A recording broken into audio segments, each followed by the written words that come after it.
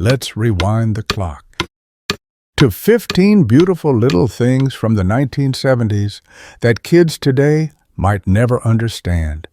But for those of us who lived it, these moments will never fade. Playing outside until the streetlights came on. There was a kind of freedom in the 1970s that's hard to explain to kids today. You'd throw on a pair of cut-off jeans, grab your bike, maybe not even tell your parents exactly where you were headed, and disappear for the day. You played in the woods, built forts, raced down gravel alleys, and hopped fences into neighboring yards without a second thought. Lunch. Maybe you ran home for a peanut butter sandwich, maybe you didn't. Streetlights were the universal curfew. As dusk settled and the warm glow buzzed to life along the sidewalks, you knew it was time to head back. Sweaty, bruised, mosquito-bitten, but happier than any video game high score could ever make you. The whole neighborhood felt like an endless playground. There was trust from parents, from neighbors, and from the kids themselves. We learned risk. We learned resilience. We learned how to handle ourselves without a phone call every hour. Building rickety ramps with old plywood and trying to jump them on my banana seat bike. Catching lightning bugs in jars we poked holes into, only to let them go just before bedtime. Playing hide-and-seek across 3 entire blocks and knowing every nook, bush, and creaky fence like the back of your hand. It was dangerous. It was messy. It was glorious. And it's a kind of freedom most kids today will never quite understand. Saturday morning cartoons. If you grew up in the 70s, Saturday mornings weren't just about sleeping in, they were about ritual. You'd bolt out of bed still in your pajamas, grab the biggest mixing bowl you could find, dump in a mound of Cap'n Crunch or Fruit Loops, and plant yourself in front of the TV for the next glorious 3 or 4 hours. Cartoons were only on Saturday mornings. No Netflix. No YouTube Kids. If you missed Super Friends or Bugs Bunny or the Pink Panther show, tough luck. You'd have to wait a full week. Those hours were pure magic. Bright colors on tube TVs. Jingles for sugary cereals and Saturday toy commercials. Laugh tracks on Hanna-Barbera cartoons. You didn't multitask. You didn't scroll. You were fully there. Some houses even smelled different on Saturday mornings, a mix of burnt toast, maple syrup, and dusty TV tubes heating up. And your siblings. They weren't your enemies yet. They were your couch buddies, trading jokes and fighting for the best seat closest to the screen. Saturday morning wasn't just for cartoons. It was for being a kid, completely unapologetically, joyfully family dinners every night. In the 1970s, dinner wasn't optional. Around 600 p.m., kitchens buzzed with noise, the clatter of pans, the clink of silverware, the thump of a screen door swinging shut as kids rushed in from playing. No one texted on my way or ate microwaved leftovers alone at 9 p.m. You sat down together. Moms wore aprons. Dads maybe still smelled faintly of aftershave and sweat from a long day at work. Conversations were messy, loud, imperfect. You talked about grades, friends, what was on Walter Cronkite that evening.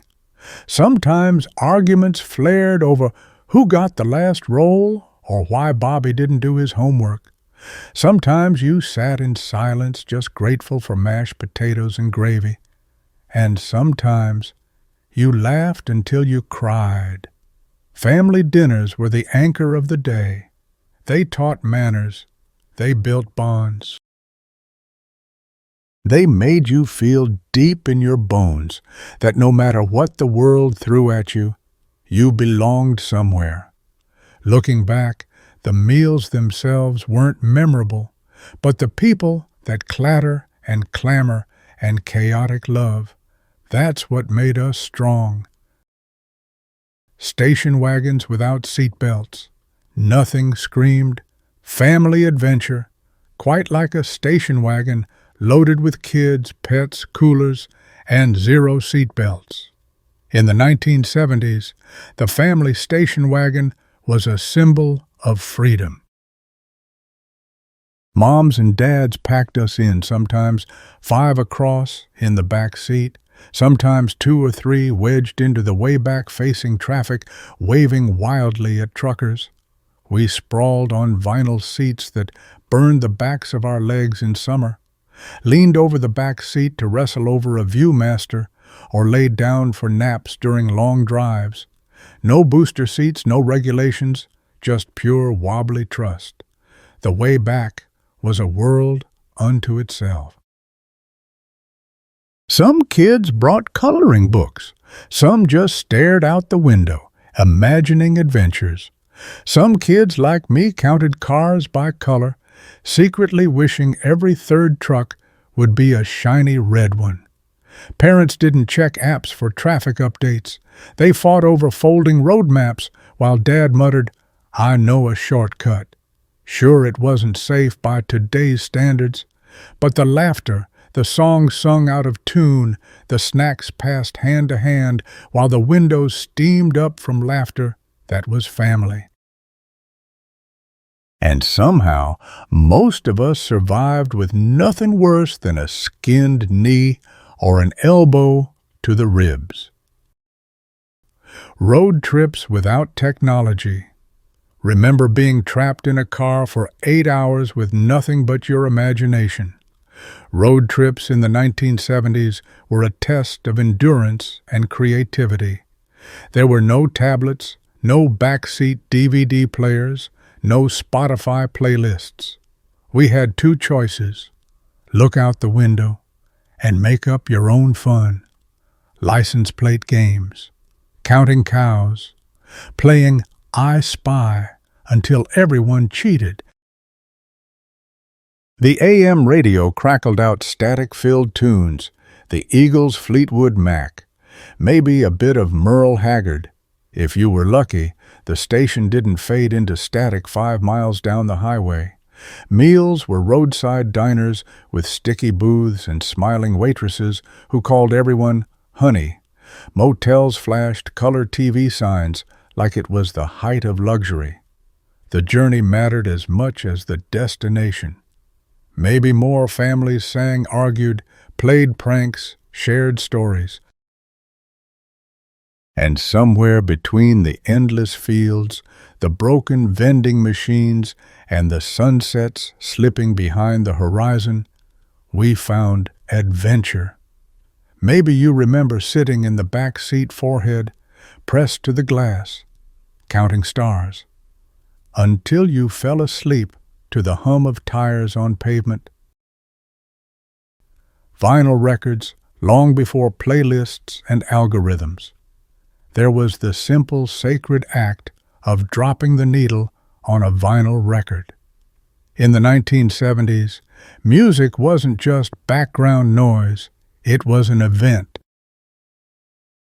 You thumbed through heavy sleeves in the living room cabinet, flipping past Cream, Simon and Garfunkel, Janis Joplin. You picked the album carefully based on your mood, the weather, the kind of afternoon it was shaping up to be. Lowering the tone arm onto the spinning black disc was a ritual. The soft static, the first crackle, the thump of the needle finding the groove, it was magic. We didn't shuffle songs. We didn't skip. We listened to whole albums from beginning to end the way the artist intended. Album covers doubled as posters. Lyric sheets were memorized like sacred texts. And when you got your first record player or your first grown-up album bought with allowance money, You felt like the coolest person alive. Even today, hearing the opening bars of a vinyl spun favorite, maybe Hotel California, maybe Tapestry, it doesn't just bring back a song. It brings back a room, a smell, a season of life. Making mixtapes. Before, there were playlists curated by algorithms. There were mixtapes, handmade, heart-poured collections of songs that told a story only you understood. In the 1970s, making a mixtape wasn't just hitting save, it was an art, a ritual, a statement. You'd sit by the radio for hours, finger hovering over the record button, waiting for the DJ to spin your favorite song. You prayed they wouldn't talk over the intro. You cursed softly when they did. Timing was everything. You wanted the songs to flow one into the next, like a perfect conversation between melodies. Some mixtapes were for friends. Some were for secret crushes. Some were for yourself. A soundtrack for your summer, your heartbreak, your growing up. Remember, crafting handwritten track lists, decorating cassette cases with stickers, doodles, inside jokes only you and your best friend understood. Each cassette was a physical piece of time capturing not just music, but moments, feelings, entire seasons of your life. Today, playlists disappear with a swipe, but mixtapes, they're forever burned into our hearts. Maybe we didn't have smartphones, or streaming, or 100 ways to stay connected. But back then, we had bike rides that lasted till dusk, water from a garden hose that tasted like freedom, and family dinners that stitched us all together, tighter than we ever realized. If even one of these memories brought you back, hit that subscribe button and let's keep these beautiful days alive here at Retro USA Memories.